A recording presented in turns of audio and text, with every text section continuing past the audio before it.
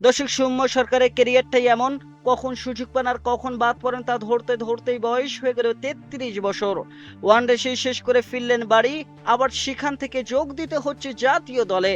বাঁহাতি এই ওপেনারকে শুরুর আগের দিন ডাকা হয়েছে টি-20 দলে।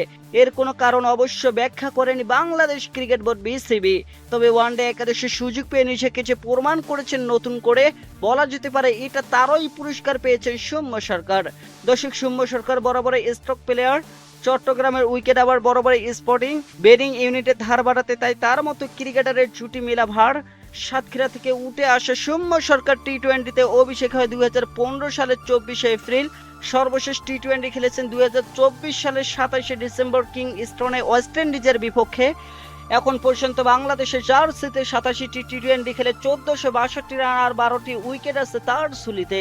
দর্শক, এই ফরম্যাটে সবচেয়ে বেশি আন্তর্জাতিক ম্যাচ খেলেছেন তিনি। স্বাগতিক বাংলাদেশের সফরকারী অস্ট্রেলিয়ার মধ্যকার 3 ম্যাচ টি-20 সিরিজ শুরু হবে 27শে জুন দুপুর 2টায়। প্রথম ম্যাচের মধ্যে দ্বিতীয় তৃতীয় টি-20 অনুষ্ঠিত হবে দুপুর 2টা থেকে।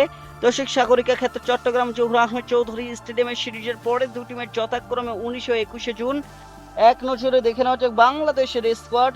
লিটন কুমার দাস, সৌম্য সরকার, পারভেজ হোসেন এমন, তানজিদ হাসান তামিম, সাইফ হাসান, শামীম হোসেন পাটোয়ারি, তৌহিদ হৃদয় সহ অধিনায়ক নুরুল হাসান, শোয়ানশিক, মাহাদি হাসান, নাসুম আহমেদ, রিশাদ হোসেন, শরীফুল ইসলাম, মোস্তাফিজুর রহমান, তাসকিন আহমেদ, নাহিদ রানা, আব্দুল গফফার সাকলাইন। দর্শক, এই শক্তিশালী একাদশের মধ্যে 11 জনকে বেছে নিয়ে আগামীকাল মাঠে নামছে বাংলাদেশ ক্রিকেট দল।